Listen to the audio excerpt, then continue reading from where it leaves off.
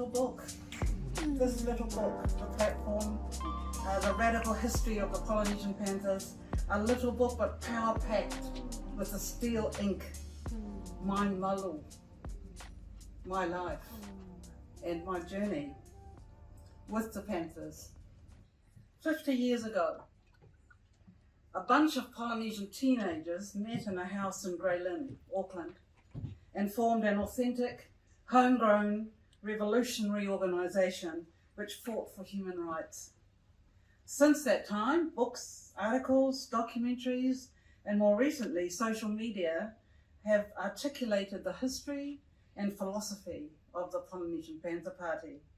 There's even a TV series, The Panthers, I don't know if you've seen the trailer, coming up in a couple of weeks. It is, of course, though, a faction, part fact, part fiction, and that is why we've appreciated the insistence of TVNZ in the release of several podcasts prior to the series being released. That's one of them. A very good 6-hour-long podcast of our story. But important work needs to be done to improve public understanding of our continuing philosophy, to encourage closer examination of our platform and the programs that we develop and are still implementing. Among the many myths about the Polynesian Panthers is that it lasted for a relatively short time and that it disbanded after support waned. While there's been much interest in and focus on the crucible years of the early 1970s, the party was long active, still into the 80s, and is certainly not defunct. Our mantra is, once a Panther, always a Panther. And boy, do I know what that means now, after 50 years. As Panthers, we knew that the strongest form of protest was to be successful. I didn't really understand that fully until I looked back at the last 50 years and at what we have accomplished and realised that the platform was the inspiration behind the success that we Panthers achieved. The power of the platform lies in its potent mixture of inter-ethnic activism in Palangi spaces to annihilate racism, and intra-ethnic activism in Pacific spaces to elucidate why cultural non-conformity was necessary, and also to celebrate our ethnic identities, however we define them. The fire burning in our bellies about the empowerment that this Panther platform can create remains as strong now as it was for us back in our teens, and it can never be extinguished. Many Panther members remain actively committed to the platform. They continue to share an intense drive to help Pacific Island youth realise their full potential by drawing on their Pacific heritage and developing their professional skills as New Zealanders. For some, university education added intellectual breadth to our perspectives on racism, inequality, feminism, and the gay rights movement, and demonstrated how knowledge could lead to political and social empowerment. Knowledge is power. For me, it also provided a context within which to explore and then understand the subordinate status of Pacific peoples in New Zealand society and to expose systemic racism in education. Alec Toliafoa, Panther member, joined the Panthers at the age of 16.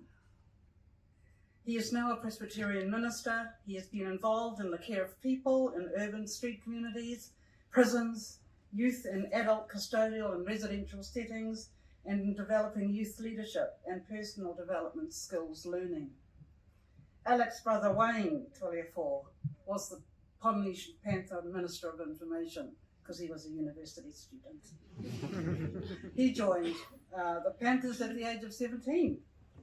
He went on to become a police officer, then a Presbyterian minister. He became principal chaplain of the Royal New Zealand Defence Force and is now the minister of St Columba Presbyterian Church in Havelock North. Tingila Ness was the Panther Minister of Culture and Fine Arts because he could draw and play the guitar. He joined at the age of 16. His activism is reflected through his music. His award, winning from a music career in 2009 when he was presented with a Lifetime Achievement Award at the 5th Pacific Music Awards in New Zealand. And in 2016, he won the Vodafone New Zealand Music Awards Roots Reggae Award. He continues to give back to the community with his lead role in the Mellow Dads program and his role as an assessor for Creative New Zealand grants and many Panther Rap sessions. As for myself, Panther member of the University Intelligentsia. I was the group of sisters who were first year university students. I joined at the age of 17. I have been bestowed with many honours, as the bio has it, Associate Professor, Fulbright Scholar, member of the QSO, Queen Service Award Officer Award, Milestone Award. But what gives me great pride is that, as well as that, I've also been bestowed the Samoan chiefly titles of Lupi Matasila from Whalelatai and Misa Tauveve from Siumu, my parents' villages in Samoa. Along with these honours, however, I am most proud of the consciousness raising and revolutionary impact I have made on the lives of hundreds of my university students over the last 20 years and the thousands of young New Zealanders in schools through the Polynesian Panthers rap program, Educate to Liberate. In our active and latent phases, both overtly and indirectly, the Panthers have worked hard for basic human rights. In the 70s, our efforts were a catalyst for political change, prompting successive governments not only to recognise the burgeoning Pacific population, but also to exercise its duty of care. As Panthers, we developed community survival programs and shone the light on a monocultural system which didn't give a damn for the needs of Pacific people. And I don't think they still do, but he's hoping. As Panthers, we developed the community survival programs, and our achievements were acknowledged by our own Pacific Island communities, by the New Zealand government, and by the Black Panther Party in the United States. So, you know, some people call us revolutionaries, some people call us activists. Our parents used to call us moipi, as Alex said on Sunday, which means bedwetters. And that's, we were just kids. But, you know, we were really intent on making change for our communities. We saw how our parents slaved their guts out 6 days a week in the factories in Grey Lynn. I never got to speak to my dad except on Sundays when we went to church. That's how we just didn't have time. I read from the book, The Inaugural Meeting. On a cold night, 16th of June 1971, I snuck out of the family home to attend the meeting. The sight of these guys with afros, black leather jackets and LA island patterned shirts was mesmerising. I wondered what was going on. Then the leaders spoke of forming a politicised group called the Polynesian Panther Movement, modelled on the Black Panther Party in the United States. Their charismatic styles and revolutionary talk were riveting. They talked about using passive resistance to fight back against exploitation and racism by the police, by the system, by unscrupulous landlords, by the teachers and the education system. All of us knew what they were talking about at that meeting. We knew and had suffered the everyday racism. It was there at school, at the shops, when walking down Ponsonby Road or playing sport. It was there in the government departments attuned to the needs of Palangi only. It was there when we went home to a house with rats running around or leaky pipes the landlord wouldn't fix. It was there every day of our lives. I can do this, I remember thinking. Yes, joining this movement would give me a chance to fight back against the injustices that I and all of our families were suffering from. The community activities the leaders were talking about would fill the gaps in a monocultural system which didn't care about or cater for Pacific people's needs. I was sold. The movement's rules were simple but strict. No possession of narcotics or being under the influence of alcohol during movement time. No possession of guns, weapons or harmful devices. No using the name of the movement in public for self-glory. And there was equality between men and women. Read Seize the Time by Bobby Seale. This formal structure and political thinking were new to me. I felt comfortable with it though.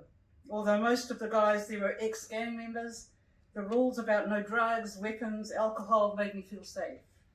The movement's based on Pacific culture and worldviews was also comforting, as was the goal of equality between the sexes. Okay, so the period from 71 to 74 is what I call the crucible years. It was that time when I was active, when most of the Panthers were active. It seemed in 1973, 1974, we all, I suppose, tried to grow up and become adults and went to had our lives. Some people were working out, what am I going to be? Some of us felt pregnant and had to start being mothers, that kind of thing. So we kind of gradually, but there was the core, Tingilau Nes and Amarahihi Nes, who were frontline and represented the Panthers, that the Springbok tour, the land marches. So we were still, there in spirit with our brothers who were being active and frontliners. It was a period when the Polynesian Party were outspoken and visible, even if the brothers particularly found it hard to shape the gang image. Even now when we speak to family members, they still, when they hear Polynesian Panthers, think gang. And it's been really hard to break that. I mean, gangs don't set up homework centres or visit old folks' homes and give concerts and things. So, that's interesting. But the grassroots program and activities illustrates our focus on community welfare as a survival strategy. And I put that down to I was the first one to make contact with the Black Panthers Party in 1972. First year at university, passed all my units, and as Samoan parents do, they like to shout their children for trips to see their families in other countries if they passed their exams. So I was off to America, Cerritos, Los Angeles, to visit my auntie and uncle who lived there. But before I left, I got the message from the leadership that I had to make contact with the Black Panthers. Oh my God, that spoiled my whole holiday. I was just terrified. I mean, me, 17-year-old good Samoan girl from Greyland. So, and that's why I'm an associate professor. I guess I'm very resourceful. I looked them up in the telephone book. And, bring the headquarters up and then had this wonderful conversation. Trying to explain where New Zealand was and where the Pacific and Samoa. So, but in the end, a week after I got back to New Zealand, a box of resources arrived from the Black Panthers about just community programs, food co-ops and things like that. So one of our leaders took that box to Sydney, where the Aboriginals were trying to set up an embassy. And so that was the kind of intercommunalism that the Black Panthers were really trying to build at that time. And that's my little, claim to fame. was and we've kept up that contact with the Black Panthers to this day. Emery Douglas has been here on several occasions. Tingilau Nes and other Panthers went to the 50th anniversary. So you've got to remember, they started 5 years before us, but they were our age as well. They were in their 17 and 18-year-old when they set their party up. So they were 5 years before us. And so this is some of our programs that we ran. Legal aid, the legal aid booklet with the help of David Longy, who was our solicitor. And, the policemen got really uptight about these young upstarts who knew their legal rights, and they would say, okay, you're misinforming the public, take me to who put this booklet together. And we said, well, you better go and see David Longy, who helped us set the book up. But it was so empowering. It was little things like kiddie things, like an officer can't arrest you if he's not wearing his hat. An officer can't arrest you if he hasn't got his numbers visible. Little things like that, but those little things ended up to be big things in terms of how they made us confident and safer, and stopped that brutality that was going on. The collaborations we had, we couldn't have done what we did without our relationships with all these parties here. Ngā Tamatoa, People's Union, Multiracial Tours, CARE. And people often say, how come you work together so well? I said, well, because we all had the common beast, which was racism. That's what drew us together and helped us to be a force to be reckoned with. And probably that's the problem with a lot of the protest groups today. They're fragmented, and there's nothing that they're working on to unify in terms of what they're trying to achieve. And the Polynesian Panther legacy are those things. It's consciousness raising. We had to conscientise 3 sets of people in our teams. One was tangata whenua, so that we built up the relationships with Ngā Tamatoa, and even before that, And the other group was the dominant Palangi group, and then it was our own elders. Our own parents didn't understand why we were being so, bolshy and radical. They just wanted us to be good citizens like they were, because they had tremendous respect for authority. It's in our cultures. We were visitors, so you have to respect law and order and everything. And then the dawn raids. The dawn raids, there's been so much out there about it, but there were 2 waves of these terrorist attacks, state-sanctioned racism, based on laws which allowed those things to happen. But more insidious than the dawn raids were actually the random checks. The random checks that we've got since the apology was announced. There's been a floodgate opened with people coming out with these stories about the random checks, about the dawn raids. And so the 1974 dawn raids happening were under the Labour government, and the 1976 dawn raid was under the Muldoon, used law and order and crime as his platform when they took power. I'll read from the book there. There was at 3 a.m. on a cold foggy night in June 1976, 3 groups of Panthers and some Palangi supporters. We had to have Palangi supporters because none of us had cars. We were only fit, not even driver's licenses.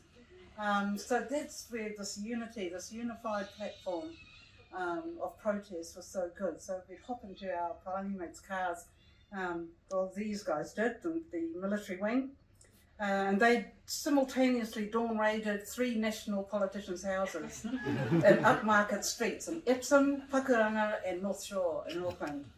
A small group, including Tingi Launes and others, went to the home of Franklin MP Bill Birch. The reverse dawn raids also occurred at the homes of MPs North Shore, George Greer, and the Minister of Immigration, Frank Gill. When Air Commodore Gill was interviewed on the radio the next day about the incident, he said, "How dare these people come into us at such an ungodly hour?" But that was the whole point, wasn't it? The Panthers further responded to the dawn raids by scaling up our peak patrols.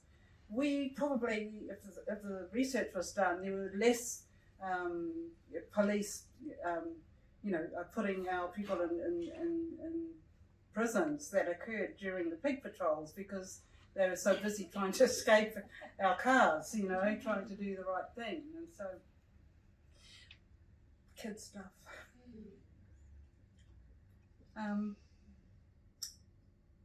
But it wasn't only New Zealand's national identity as a multiracial society that was being forged around the country during this period, and within the party itself. It was also our own identities as first generation New Zealand born Pacific people. We were the first of the first New Zealand born generations from our migrant settler parents in the 1950s. There were no role models. Our parents expected us to turn out like them, but we had had been born here. And, you know, we had no role models, so we had to create that ourselves. Our Pacific parents weren't keen on their teenage children fighting back against discrimination. They had a fundamental cultural conviction that we were visitors in the land, and so that view has continued today. The apology. Now, I will be privileged in this room this is the whakapapa of the apology, okay? This is how the apology happened. We've been fighting for 50 years in our own way, the Panthers. But 2 years ago, on the project, TV3's program, The Project, there was a little show on Pauline Smith's Dawn Raid book, and I was being interviewed about the Panthers. And Mark Richardson was on the panel. And towards the end of the show, he says, I think it's about time there was an apology, regardless of which government is in power. And he said, I hope the national the people don't drop the wine on the carpet at him, you know, being so brave enough to say that.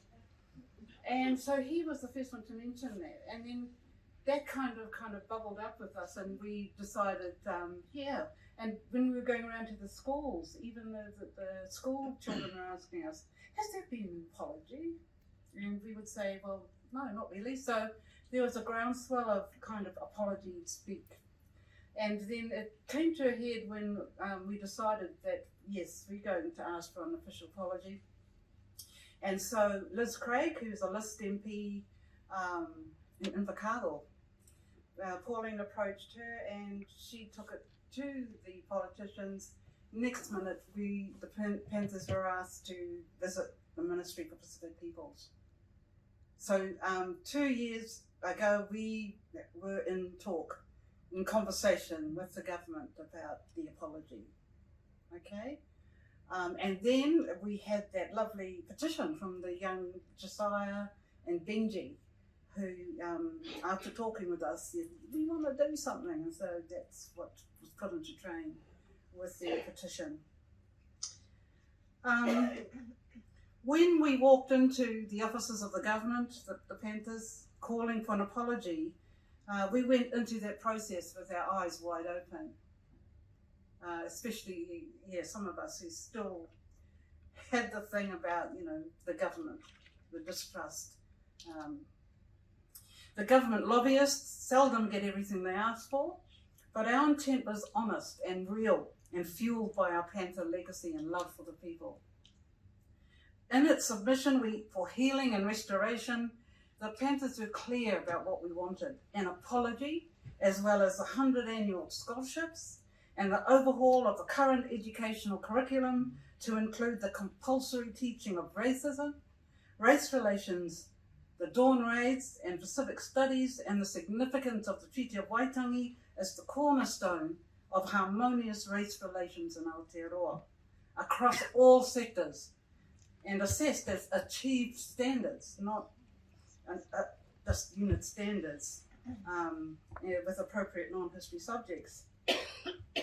If what we Panthers called for was granted and acted on, it would provide a clear message to all Pacific peoples and communities and to all New Zealanders that the government was ready for a truly liberating education and a world-leading pathway to the best race relations, Kiwi style, in the world. And I still believe that.